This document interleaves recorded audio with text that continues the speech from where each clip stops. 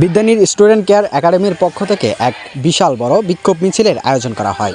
উক্ত মিছিলে উপস্থিত ছিলেন বিদ্যানী স্টুডেন্ট কেয়ার একাডেমির নির্বাহী পরিচালক ওবায়দুল হক, ব্যবস্থাপনা পরিচালক শাহরিয়ার ওয়ালিদ সোহাগ, একাডেমি পরিচালক তাকবির আহমেদ অপু, অর্থ পরিচালক জহির রায়হান, সহকারী শিক্ষক শিক্ষার্থী সহ আরও অনেকেই। গাজায় ফিলিস্তিনি মুসলিমদের উপর অন্যায়ভাবে নির্মম গণহত্যার প্রতিবাদে এই মিছিল অনুষ্ঠিত হয়।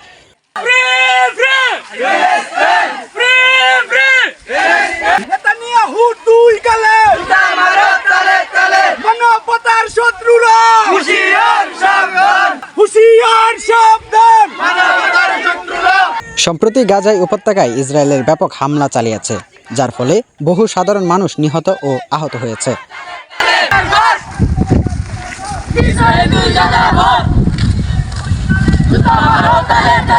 ইসরায়েলের দাবি করেছে হামাসের রকেট হামলার জবাবে তারা এই অভিযান চালায়। তবে এই সহিংসতায় নারী ও শিশুরাও প্রাণ হারাচ্ছে, যা আন্তর্জাতিক মানবাধিকার লঙ্ঘনের অভিযোগ তুলেছে।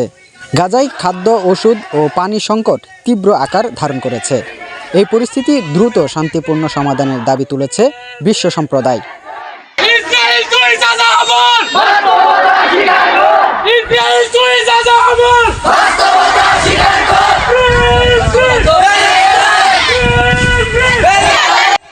ফিলিস্তিনি ও ইসরায়েলের মধ্যকার দীর্ঘদিনের সংঘাত মূলত ভূমি, ধর্ম ও জাতিগত পরিচিতিকে কেন্দ্র করে।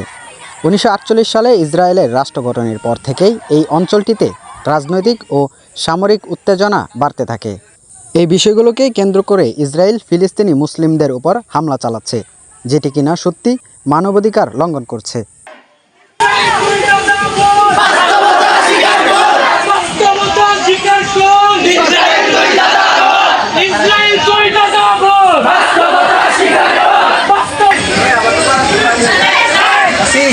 এরই ধারাবাহিকতায় আজ শনিবার সকাল 10 ঘটিকায় বিদ্যানী স্টুডেন্ট কেয়ার একাডেমি পরিবারের পক্ষ থেকে এক বিক্ষোভ মিছিলের আয়োজন করা হয়।